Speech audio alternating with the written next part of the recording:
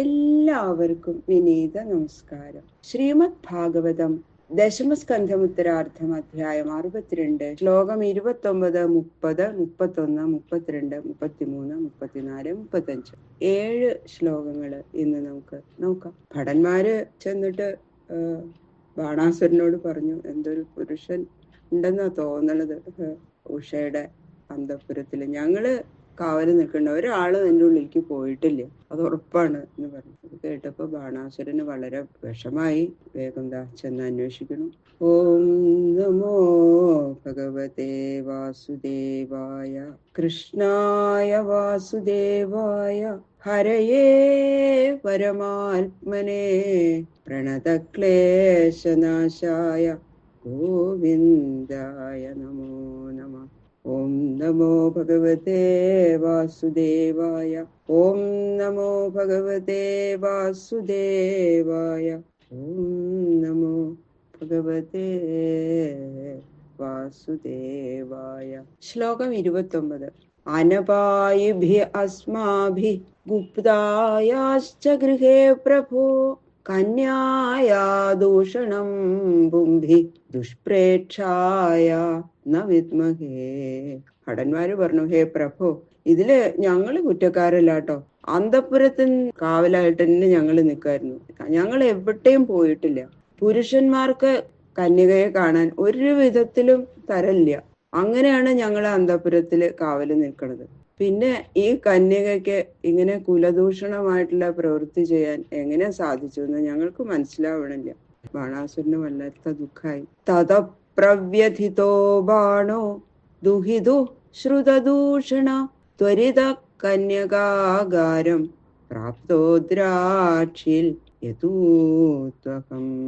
ഇങ്ങനെ അന്തഃപുര കാവൽക്കാരിങ്ങനെ പറഞ്ഞത് കേട്ടപ്പോ ബാണൻ അത്യന്തം ദുഃഖിച്ചു. തന്റെ പുത്രിയുടെ എന്താണ് ഇങ്ങനെ ദുഷ്പ്രവൃത്തി ചെയ്യണത്, ഇത് എങ്ങനെയാ സംഭവിച്ചത് എന്ന് അറിയാൻ ബന്ധപ്പെട്ടുകൊണ്ട് ആ അന്തഃപുരത്തില് കന്യക താമസിക്കുന്ന ആ മുറിയിൽ ചെന്ന് പരിശോധിച്ചു. അപ്പൊ കണ്ടു, യദുകുലവീരനായ അനിരുദ്ധൻ അതിസുന്ദരൻ ആ മുറിയിൽ ഇങ്ങനെ ഇരിക്കണത് കണ്ടു. കാമാത്മജം തം ഭുവനൈകസുന്ദരം ശ്യാമം പിശങ്കാംബരമംബുജേക്ഷണം ബൃഹദ്ഭുജം കുണ്ടലകുന്തളത്വിഷാ സ്മിതാവലോകേന ച മണ്ഡിതാനനം ദിവ്യന്തമക്ഷേ പ്രിയയാഭിനൃമ്ണയാ തദംഗസംഗസ്തനകുങ്കുമസ്രജം ബാഹ്വോർദധാനം മധുമല്ലികാശ്രിതാം തസ്യാഗ്രവാസീനം അപേക്ഷ്യ വിസ്മിത.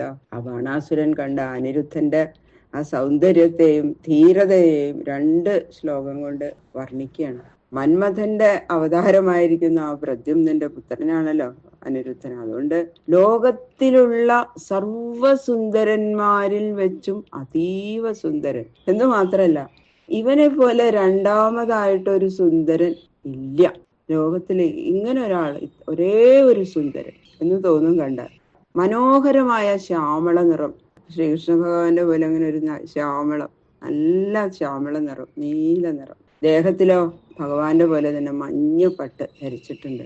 കണ്ണുകൾ ഇങ്ങനെ മനോഹരങ്ങളായിട്ടുള്ള താമരപ്പൂ പോലെ വികസിതങ്ങളായും മനോഹരങ്ങളായിട്ടുള്ള കണ്ണുകൾ, നല്ല നീളമുള്ള സുന്ദരമായിട്ടുള്ള കൈകള്, ധരിച്ചിട്ടുള്ള കുണ്ടലങ്ങളിൽ നിന്നും തലമുടിയിൽ നിന്നും മന്ദഹാസത്തോടു കൂടി ആ കടക്കൺ നോട്ടത്തിൽ നിന്നും പുറപ്പെടുന്ന ആ കാന്തി, ആ കാന്തിയാൽ മുഖം ഇങ്ങനെ വിശേഷമായിട്ട് സുന്ദരമായിട്ടിരിക്കണം. ആ മുഖത്ത് ഇങ്ങനെ പ്രകാശിച്ചിട്ടുണ്ട്, മുഖം ഇങ്ങനെ പ്രകാശിച്ചിട്ടുണ്ട് ആ കാന്തി കൊണ്ട്. ഉഷയുടെ അതിസുന്ദരിയാണ്. അങ്ങനെ ആ സർവാംഗ സുന്ദരിയായിരിക്കുന്ന പ്രിയോടുകൂടി ഒരു പേടിയും കൂടാതെ പകിട കളിച്ചുകൊണ്ടിരിക്കുക. ബാണാസുരൻ അങ്ങോട്ട് വന്നപ്പോഴും ഒരു കുലുക്കൂല എന്നാ പറയണത്. വസന്തകാലത്തില് വികസിച്ചു നിൽക്കുന്ന മല്ലികപ്പൂ കൊണ്ട് കെട്ടിയ ഒരു മാല അങ്ങനെ മാറിടത്തിൽ ധരിച്ചിട്ടുണ്ട്. പ്രിയാംഗ സംഘം നിമിത്തം പ്രിയയുടെ കുജങ്ങളിൽ അലങ്കരിച്ച കുങ്കുമം ആ മാലയിൽ പറ്റിയിരിക്കുന്നതായിട്ട് ഇങ്ങനെ കാണാൻ പറ്റും. തന്നെ കണ്ടിട്ടും എഴുന്നേൽക്കാതെ ധീരത പ്രകാശിപ്പിച്ചുകൊണ്ട് സ്വസ്ഥനായിട്ടിരിക്കുന്ന ആ മനോഹരം അങ്ങനെ കണ്ടപ്പോ ബാണാസുരൻ അത്യന്തം ആശ്ചര്യയുക്തനായിട്ട് കഴിച്ചു. നല്ല അത്ഭുതമായി. പക്ഷെ യുദ്ധം ചെയ്യാനാണ് ഭടന്മാരോട് കൂടിയിട്ട് വന്നിരിക്കുക. പക്ഷെ കണ്ടപ്പോ ശരിക്കും വളരെ സന്തോഷായി, അത്ഭുതം ഉണ്ടായി, സന്തോഷം തോന്നി. ഇത്രയും എന്റെ മകൾക്ക് യോജിച്ച ഒരു വരൻ വേറെ ഉണ്ടാവില്ല എന്ന് അദ്ദേഹത്തിന് ശരിക്കും അങ്ങോട്ട് തോന്നി. സതം പ്രവിഷ്ടം വൃതമാതതായിഭി ഭടേരനീകൈരവലോക്യ മാധവ ഉദ്യമ്യമൗർവം പരിഘം വ്യവസ്ഥിതോ യഥാന്തകോ ദണ്ഡധരോ ജിഘാംസയാ. ശത്രുവിനെ ഹനിക്കാനൊരുങ്ങി ശസ്ത്രങ്ങൾ ഉയർത്തിപ്പിടിച്ചിരിക്കുന്ന ഭടന്മാരോടും സൈന്യങ്ങളോടും കൂടി ചേർന്ന് തന്റെ നേർക്ക് പാഞ്ഞു വരുന്ന ആ ബാണാസുരനെ കണ്ടു അനിരുദ്ധൻ, ഒട്ടും ഭയപ്പെടാതെ.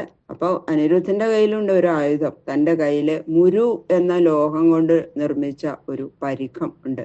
അതങ്ങോട്ട് ഉയർത്തിപ്പിടിച്ചു. സകലരെയും ഹനിക്കാനുള്ള ഒരുക്കത്തോടു കൂടി ദണ്ഡം ഉയർത്തിപ്പിടിച്ചിരിക്കുന്ന അന്തകനാണോ എന്ന് തോന്നും. അതുപോലെയായിരുന്നു അനിരുദ്ധന്റെ ആ സമയത്തെ ഭാവം. ജിഗൃക്ഷയാ താൻ പരിതപ്രസർപ്പത ശുനോ യഥാ സൂകരയൂഥപോഹനൽ തേ ഹന്യമാനാ ഭവനാത് വിനിർഗത നിർഭിന്നമൂർധോരുഭുജാ പ്രതുദ്രു. അനിരുദ്ധനെ പിടിക്കാനായിട്ട് 4 ഭാഗത്തു നിന്നും പാഞ്ഞു വരികയാണ് ആ ഭടന്മാര്. ആ ഭടന്മാരെയൊക്കെ പന്നിക്കൂട്ടത്തെ പരിപാലിക്കുന്ന നാഥനായ പന്നി നായ്ക്കളെ എന്ന പോലെ, എങ്ങനെയാ പന്നി നായ്ക്കളെ പന്നി ഓടിക്കണത്, അതുപോലെ അനിരുദ്ധൻ പരിഘം കൊണ്ട് അങ്ങോട്ട് അടിച്ചു. അടികൊണ്ട് തലകളും തുടകളും കൈകളും ഒക്കെ പൊട്ടിത്തകർന്ന് ആ ഭടന്മാര് അവര് രാജധാനിയിൽ നിന്ന് പുറത്തേക്ക് അങ്ങോട്ട് ഓടി. എല്ലാ ഭടന്മാരും അത്ര ഭയങ്കരമായിട്ടുള്ള അടിയായിരുന്നു അനിരുദ്ധന്റെ. എല്ലാവരും പരിക്ക് പറ്റി ഓടിപ്പോയി എന്നാ പറയണം. അത് കണ്ടപ്പോ ബാണാസുരൻ ഇതിനെ തോൽപ്പിക്കാൻ പറ്റില്ല, തീരുമാനമായി. നാഗപാശം കൊണ്ട് ബന്ധിക്കണു അനിരുദ്ധനെ. തം നാഗപാശേ ബലിനന്ദനോ ബലി ഘ്നന്തം സ്വസൈന്യം കുപിതോ ബബന്ധഃ ഉഷാഭൃശം ശോകവിഷാദ വിഹ്വല ബദ്ധം നിശമ്യ അശ്രുകലാക്ഷരൗദിഷി.